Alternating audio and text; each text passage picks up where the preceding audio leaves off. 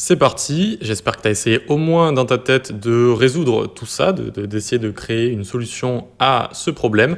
On y va ensemble pour l'HTML. Si vraiment c'est que le JS qui t'intéresse, eh bien écoute, passe les vidéos sur l'HTML CSS. Je trouve ça quand même important de savoir faire une belle interface ou même une interface juste correcte. Mais bon, voilà, si c'est vraiment juste le JS, eh bien vous n'avez qu'à prendre le code source dans Projet terminé, vous le copiez dans HTML et il faut être pareil pour le CSS. Et puis voilà, vous regardez juste les vidéos JS. Sinon, c'est parti, on va attaquer l'HTML. On va faire un H1 ici, avec écrit quiz culture générale. Générale, comme ça, très bien, nickel. Ensuite, en dessous, on va faire une div avec la classe container global. On va avoir toutes nos questions et les réponses et les résultats qu'on va avoir dans ce container global. Très bien, div.container global. Ensuite, on va se faire un formulaire ici avec la classe form quiz. Ce sera un formulaire qu'on utilise en front-end, donc pas besoin de cet attribut action. On ne va pas rediriger notre formulaire quelque part une fois qu'on l'aura terminé. On va juste prendre les données en front et s'en occuper. Donc on peut hop, mettre ça comme ça, nickel. Un formulaire, on en crée un à chaque fois qu'on a envie d'utiliser des inputs, des labels, etc. On met tout ça dans le formulaire. Ensuite, on va avoir différents blocs de questions. Donc j'ai appelé ça question bloc. OK. Ensuite, ici, on va avoir un H4. Qui est l'empereur de France le 2 décembre 1804. Si ça vous embête de recopier les questions, pareil, hein, vous allez sur le projet fini et vous avez juste à les copier-coller.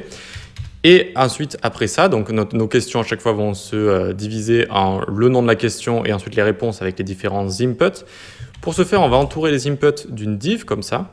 Et les inputs seront des inputs type radio. Pourquoi on les entoure d'une div? Parce qu'une div, c'est un bloc, c'est un élément de type bloc. Et donc, ça fera que les radios sont les uns au-dessus des autres au lieu de les uns à côté des autres. C'est un petit peu mieux, je trouve, pour la présentation.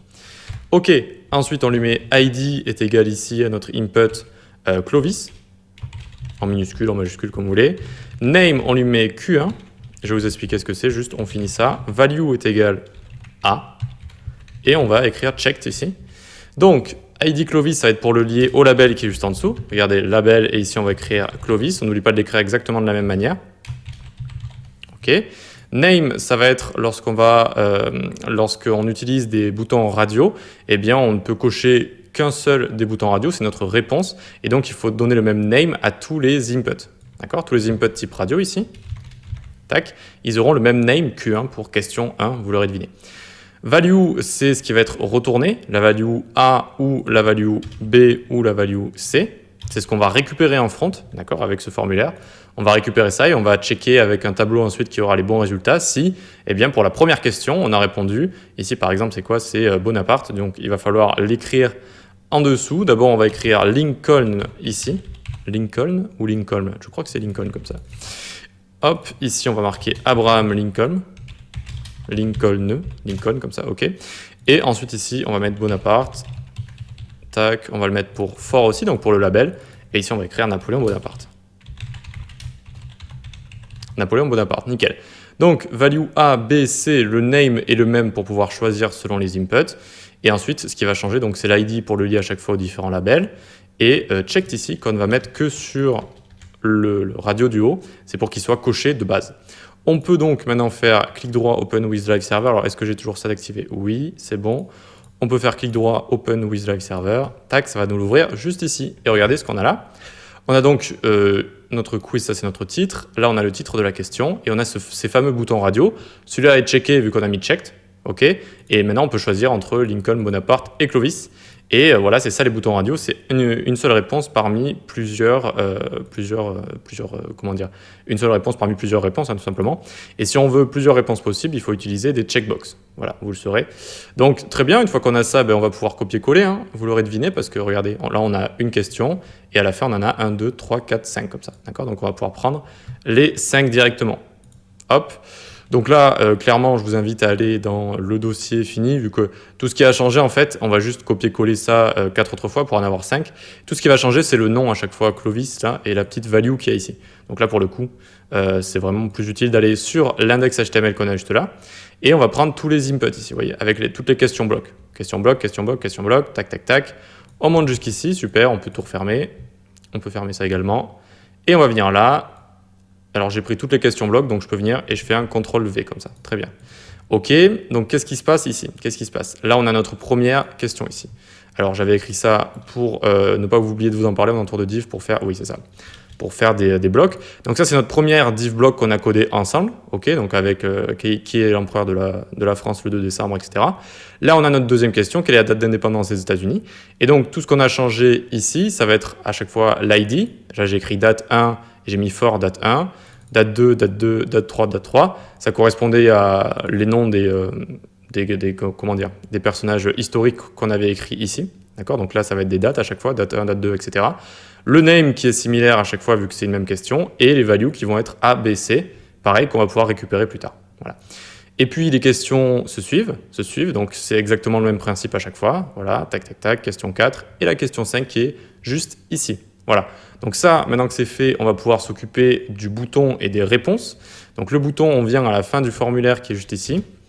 Alors on aurait pu indenter un tout petit coup si on est un petit peu maniaque du bon code. Hop, on appuie sur Tab, tac, ça va juste indenter un coup comme ça. Et ça va nous laisser peut-être un deuxième. Vous voyez, hop, un deuxième, encore. Et là, on va pouvoir écrire notre bouton juste ici, qui sera à la bonne hauteur.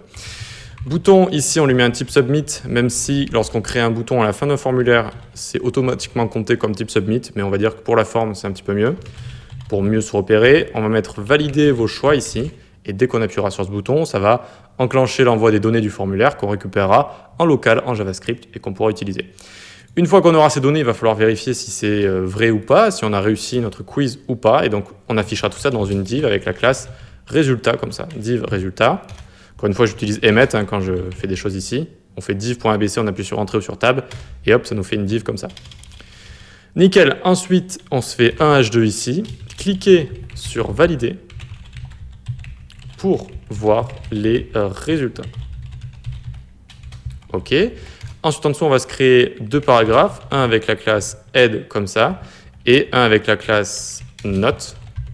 Pareil, avec emmet, on aurait pu faire une petite technique, c'est-à-dire .head plus .note comme ça.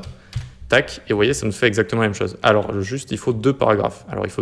Donc, c'était p.head plus, ça veut dire au même niveau, plus, donc après, si vous voulez, au même niveau, après au même niveau, plus un autre paragraphe avec la classe note comme ça. On appuie sur entrée ou sur tab, hop, et on a bien p.head, p.note comme ça. Et c'est fini pour notre HTML, c'est tout ce qu'il fallait, c'est-à-dire les questions, les différentes questions, et les résultats juste ici. Juste pour vous montrer sans les divs ici, qu'est-ce qui se passerait? Alors juste, je vais les prendre, là j'appuie sur Alt et je surligne tout, j'efface, on retourne ici, et donc vous voyez qu'à chaque fois là les boutons radio avec des divs ça se met les uns au-dessus des autres vu que c'est des blocs, donc ça repasse à la ligne à chaque fois, et là ça ne passe pas à la ligne, vous voyez, ça passe pas à la ligne et ça se met les uns à côté des autres. Alors bon, si vous avez des questions avec des réponses plutôt courtes, ça peut être correct, mais sinon je trouve que c'est un petit peu mieux présenté les uns au-dessus des autres comme ça que les uns à côté des autres. Ok pour ça, allez on va pouvoir se retrouver dans la prochaine vidéo, juste je fais un petit CTRL-Z ici. Alors évidemment, ça c'est embêtant, à chaque fois qu'on fait un CTRL-Z après avoir supprimé des divs, ça en ferme une en haut. Super, maintenant qu'on a ça, tac tac tac, c'est bon, juste je revérifie. Oui, c'est bon, c'est nickel, on va pouvoir attaquer le CSS pour styliser tout ça et avoir ce système de petits panneaux comme ça qui est un petit peu plus sympa. À tout de suite.